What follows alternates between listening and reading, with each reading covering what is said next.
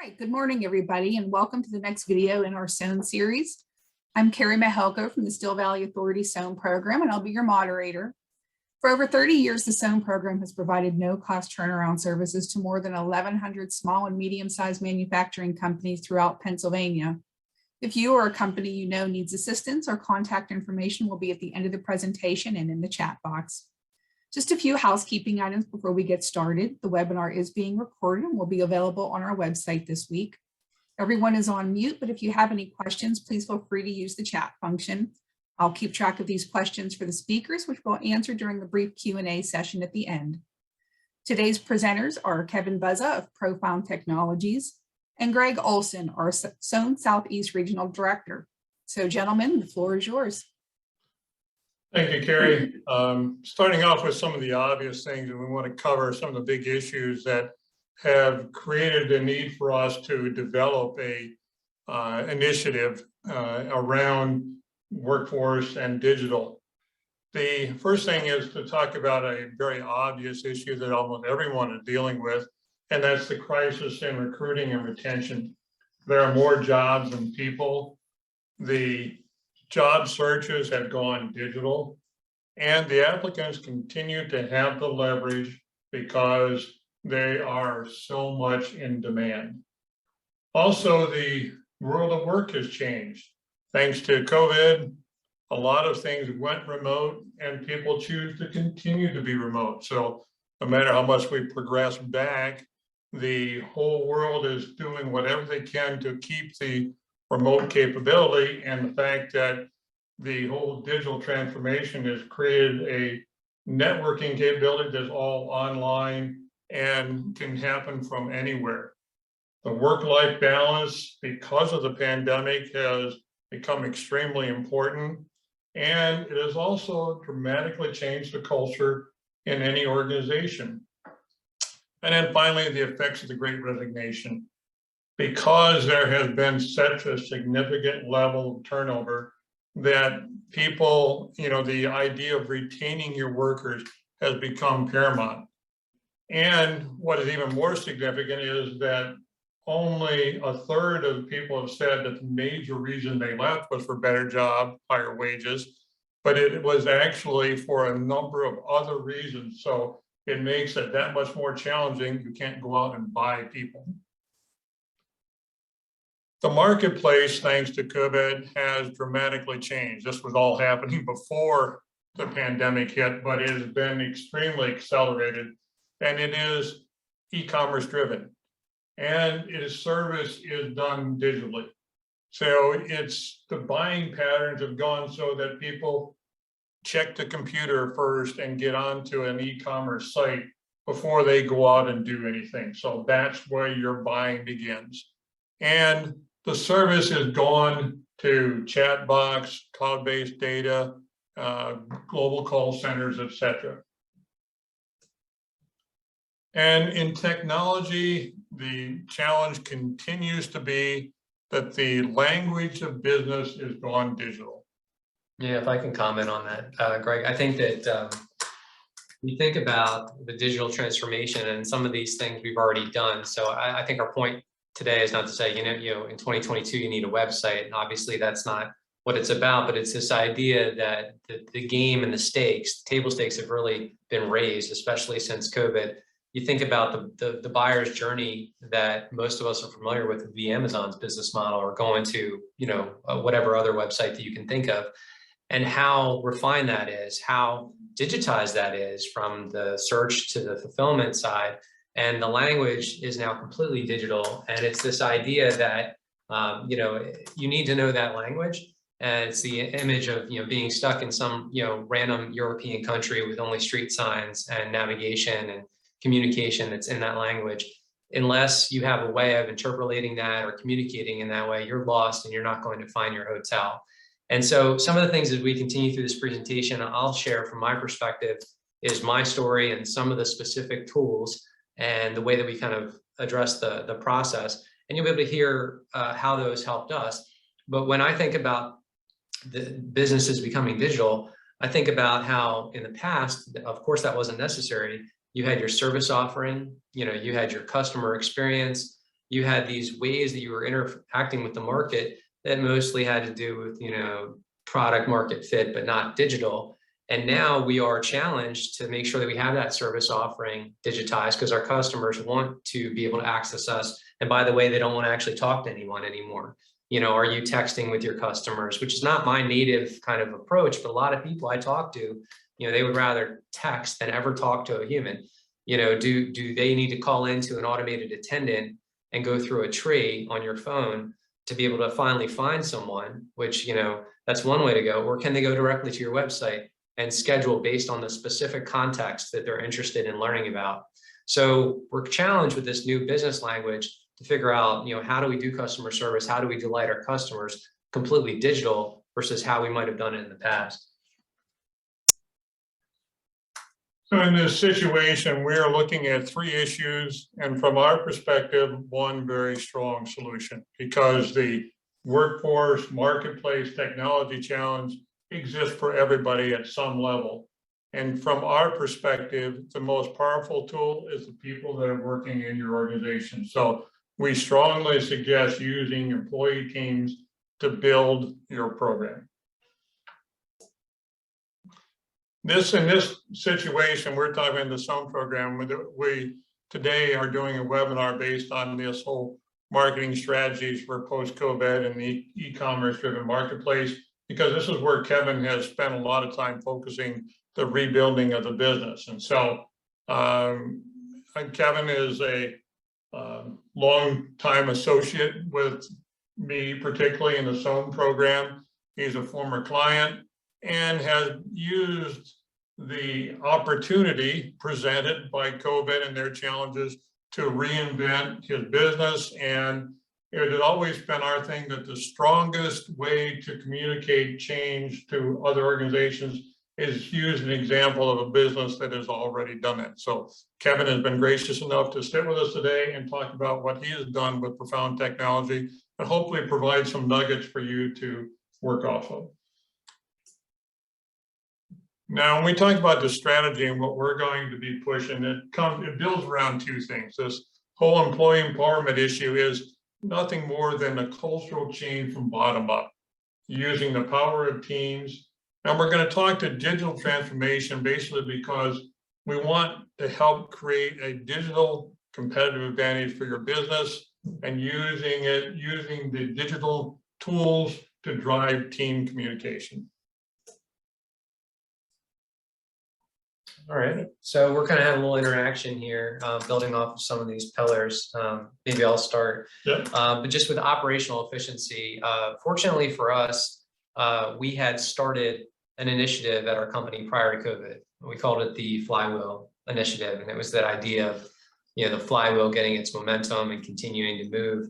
And it was about employee empowerment. It was this concept that we as an organization, at the time we had about 50 employees, now we're a bit smaller since COVID, 40 of us.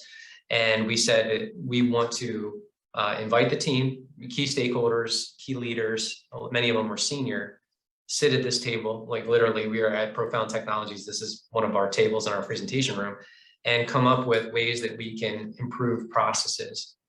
Some of that at the time, coincidentally had to do with digitization. How can we manage projects more efficiently through a digital workflow? But what was key in that learning process was knowing that we weren't going to do it without empowering the team, and also in that process, giving gain sharing for what it is that we were able to drive together. So if employees could improve profitability here at Profound, almost all of the staff is on some sort of compensation that they're rewarded with the profits that they generate. If I put every single person on that program, I would, and I am constantly challenging myself to do so. But that was a big role in the operational efficiency, and taking the P&L. Not all of the business owners that are joined here today are necessarily bean counters or analytical in that way, but obviously we can picture our P&L and all of the different categories throughout, starting with the revenue line item to the cost of goods sold to operational expenses of various kinds, and basically turning it sideways and figuring out who owns what of those different categories. We did in the process come up with different tools that could make that more efficient digitally. We came up with a new, inventory tracking system that could make our inventory turn more efficient. We, in the process, also were able to add something. I'll just throw a name out here if you're taking notes. We use a tool called Abacus, which is a tool that works with all of our company's corporate cards throughout the staff and allows those that are in the field, those that are managers, office workers, to be able to make their corporate expenses. And then through a workflow, it could be approved by managers, or it could just be closed out in accounting monthly, and it would post directly to the P&L. So that was a process that came through employee empowerment, saying, how can we make this more robust from a process standpoint? Because it's a pain in the rear end to be able to close out all of these cards throughout the process of a month. And so that would be an operational efficiency, both Flywheel and the accounting thing specifically. What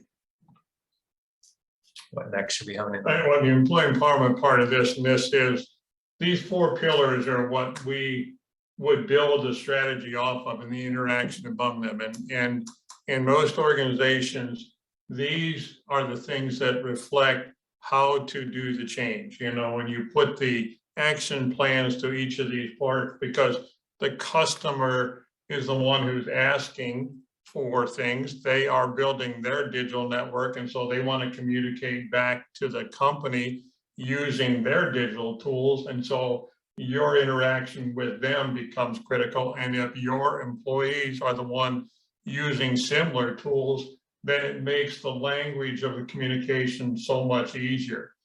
And I'll also ask Kevin to talk a little bit about how product innovation fits into this, because he has done significant strategies around that.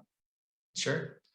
Yeah, I think for product innovation, one of the important components for us, we're a technology company. We didn't get into too much of what Profound is and does, but we solve technology problems for our customers having to do with presentation rooms, mostly building out Zoom and Microsoft Teams boardrooms. We also do auditoriums, network operation centers, just picture environments that have more complex audio visual.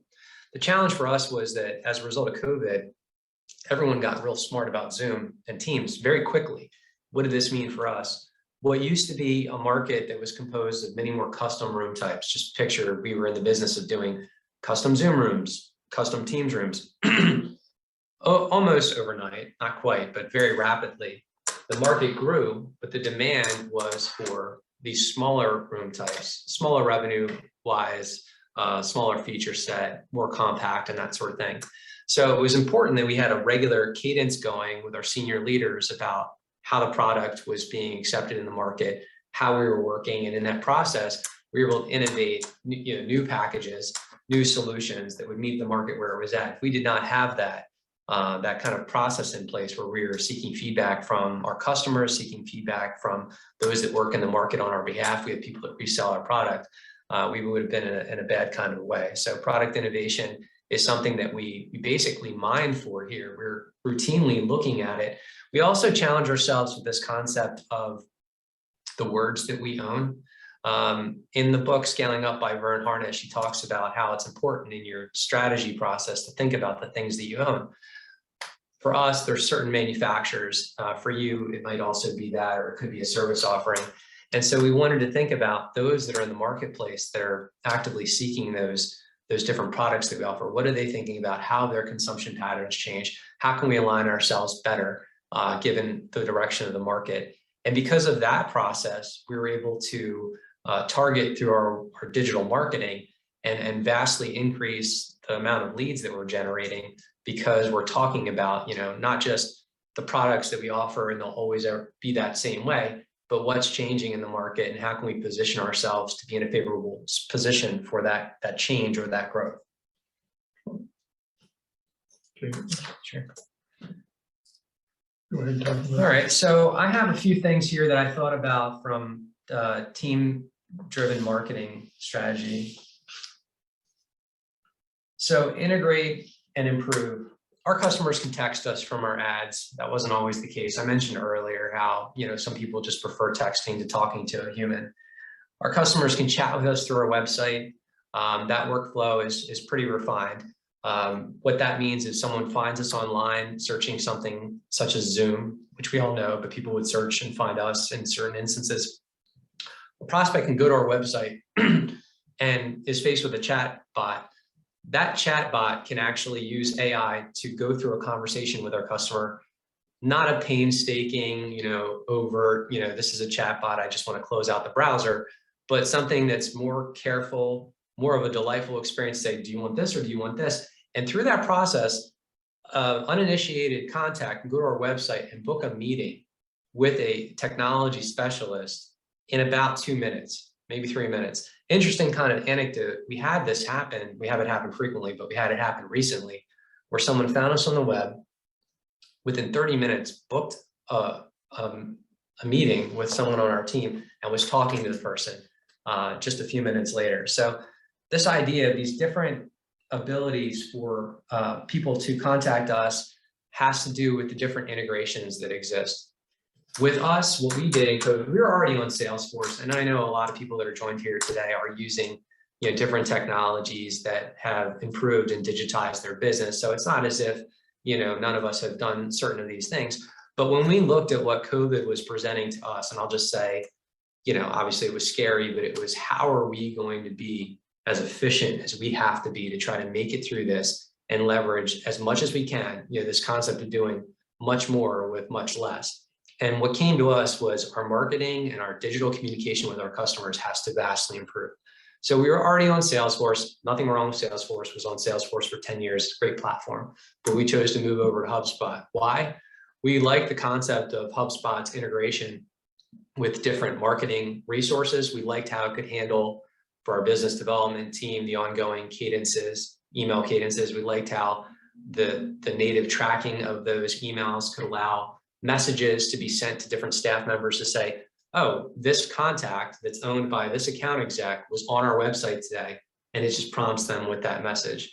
We liked how it tied in well with our Google landing pages, or Google AdWords, but we use landing pages that are generated in HubSpot. So if you're looking at this slide and it's talking about integrating workflows and automation, it's very important to think through that process. Fortunately, a lot of the tools that are in existence, and we'll talk about this in an upcoming slide, have those integrations, but you want to be careful to make sure to take that time to plan. And it can be a little bit, it can be a little bit much. There are people that can help with that. We can talk about that during the chat section. So that's a little bit about marketing strategy as one way that we've improved. And then this concept of your subscription option. So again, keeping with this idea of trying to do much more with less. Prior to the pandemic, in our specific instance, we would sell, let's just say, larger custom systems, as I've already described.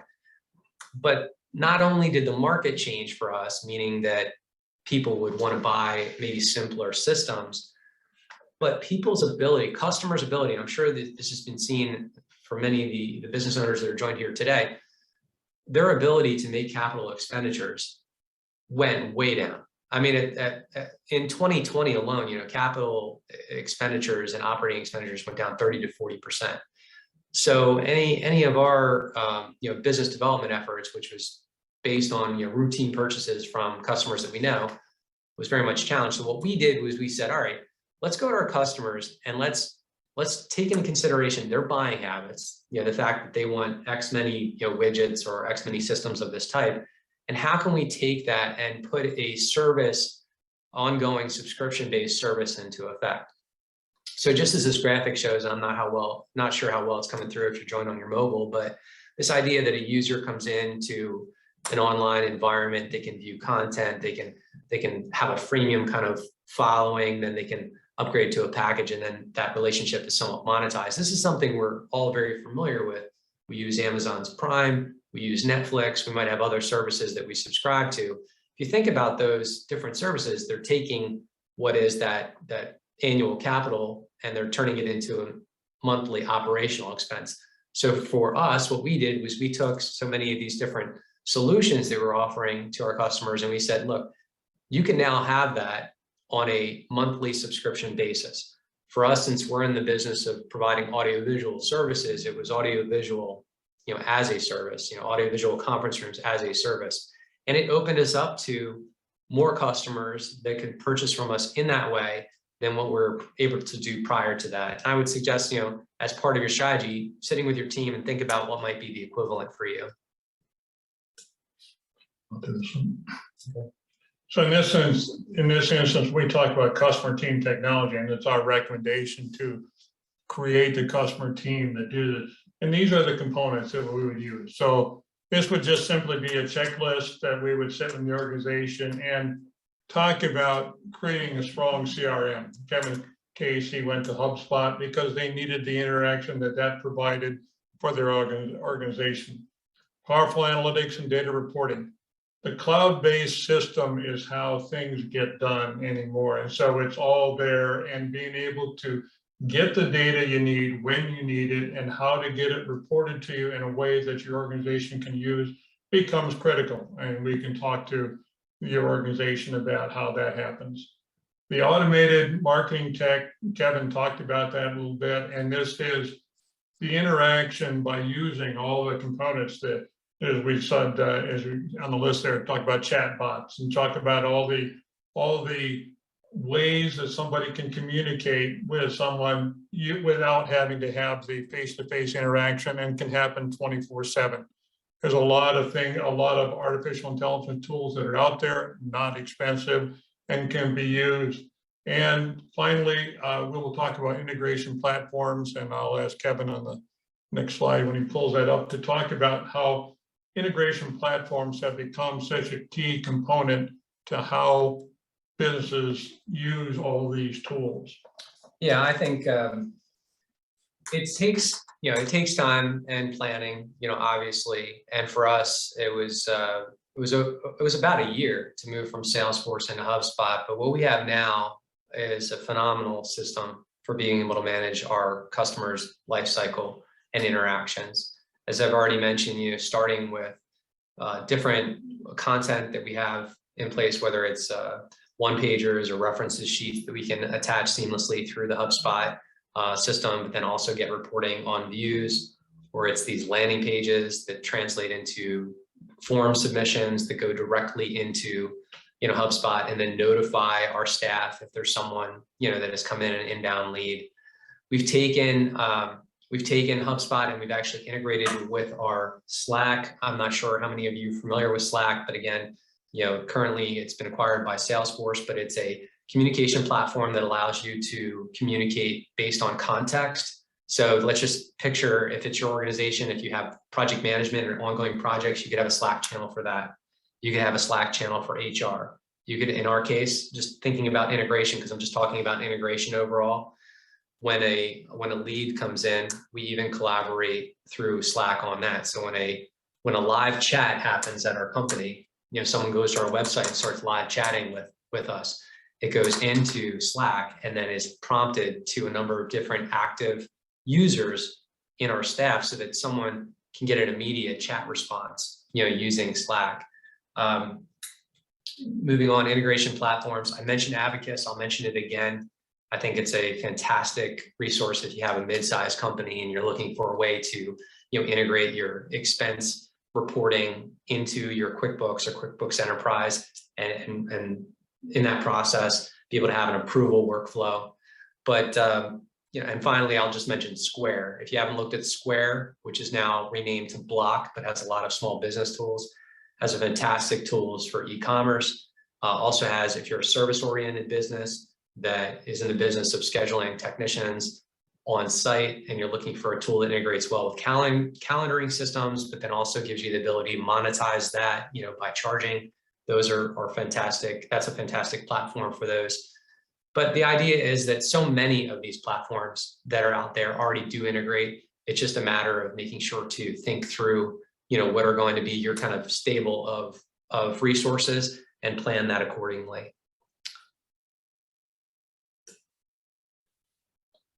All right, so creating a digital competitive edge. And this is maybe just kind of another, page from my notebook, so to speak, and recapping on a couple of things that we've done. But reinventing our business model. Had we not done that, we would be in a different space. But because we reinvented our business model, much more relevant to the marketplace, and able to continue to stay busy and have a message that is valuable to our market. Reinvesting in our business processes, making sure that one of the things we did as a result of COVID was we reevaluated whether or not we needed to have as large of a sales organization. So what did that mean? We thought to ourselves, we spend a certain amount to invest in outbound salespersons to generate leads, but what if we took that and we invested that into marketing and some of the things that we mentioned? We use Google AdWords, we use pay-per-click, we have some other ways online that we generate leads. And by doing that, that has saved us a considerable sum versus doing sales traditionally. And I think that's a big challenge that a lot of us have to deal with is, how sales is done these days is, of course, digital, but has to do with bringing inbound leads versus outbound. It used to be, dial for dollars, and it still is. I mean, we do have a business development department that is actively contacting, key logos and people that we want to work with, but we are using a platform called ZoomInfo. And if you haven't looked at that, take a look at that. It depends on your size, your organization, whether it makes sense, but it has the ability to query these large databases that have to do with opt-in information about customers' buying habits. We get these things called scoops that have to do with customers that are looking for something specific to what we offer. We bring that into our marketing engine and we reach out to these folks. And so not too surprisingly, because the data is good on the intake side, we get people saying, oh yeah, I am interested in that. And so quite a bit different than, starting at the beginning of the, phone book and going to the end of the phone book, or, going through a trade journal, looking at the processes and saying, how can we be more efficient? How can we, in this case, we have another platform that we use for subscription-based email marketing called Clickback.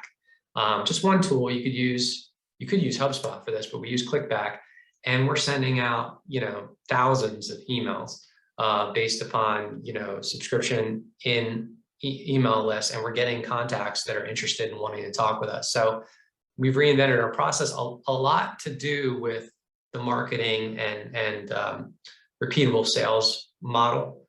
We've also done some work on making our labor more efficient, but I don't know that I'll get into that until we talk about, I guess, the next thing, which is reimagining workplace productivity. We have gone through this process of reporting on the hours that are used by our technicians, our engineers, and our programmers, and challenging ourselves to establish a certain amount of workplace productivity. We would prefer to pay our staff more in the way of salary and bonuses than to just get along and be, however efficient when we know that there's opportunity to grow.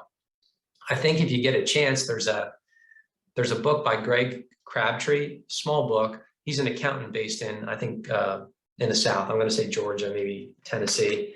And it's called Simple Numbers, Big Profits. And he says that, there's this concept of challenging yourself to maintaining a salary cap for your staff, kind of like a NFL team, or if you're thinking baseball, because we're coming up on baseball season, this idea that there's a certain amount of dollars that will be used for direct labor, and then challenging yourself to make sure that you are a certain amount of efficient for those dollars.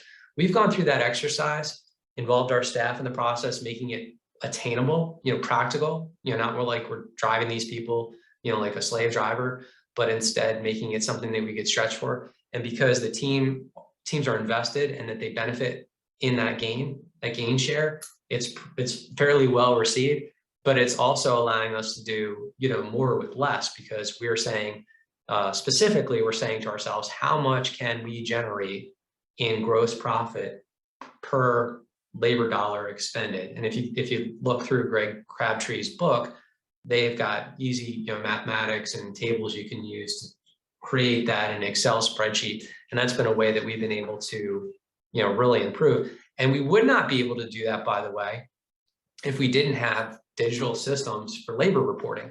I remember my first job out of college, I would go, it was actually an IT company. It was a Chester County based internet company, and I would clock in and I would clock out with a clock that punched, physically still punched. And today, we're in a position where it's nothing like that. We have the ability with our smartphones, all of our staff, to check in and check out of projects and to be able to track their labor so that rolls into the labor reporting, which consequently allows us to drive towards our workplace productivity. So these are a couple of the ways that we've, reimagined things to get a digital competitive advantage. I think Kevin has done is a great example of how to do this. And in our program effort, we're going to talk about basically using technology to help supplement the fact that you can't find workers, make yourself more efficient with technology, and using the power of teams to help you empower your workforce, get them more involved in an intimate basis on how the business is run. And basically the entire idea of this process that we've been talking about today is being able to use the power of teams and the power of technology to make your business more effective in today's environment. And this is our contact data. Please feel free to reach out to us, and Carrie can share with you her contact data, as she is the statewide representative for the SOAN program. And we thank you for your time today with us, and we appreciate the opportunity to present the whole customer team concept. Great, thank you. Great, thanks, gentlemen. You know what, I did have one question. Someone asked, as a small business owner, what would you recommend as a starting point to focus on? Do you have any input on that? Well, it depends, I guess, depends on the size business and that sort of thing. But I really, well, I think accounting systems primary, just because if you don't have that, that's the basics of just knowing that, how you're doing digital accounting. And I'm assuming that, so if that's already in place, then I would think getting a CRM in place that has, I would just say HubSpot. You can evaluate what you want to do, but has the ability to build landing pages, integrate with Google, allow you to do chat and handle your email marketing. I think that's probably a way to start from a marketing side. We're a pretty marketing focused technology company, because as a technology company, we already have the technology competency. I'd also suggest, if you're looking for a way to think about this more holistically as just scaling up your business and working, through the concept of strategy, execution, cash and people, which are like the four main drivers, and a lot of which we've talked about today. Scaling Up, which is written by Vern Harnish, I mentioned it earlier, is a fantastic resource. I've actually been through that book a number of times. It's available on Audible as well.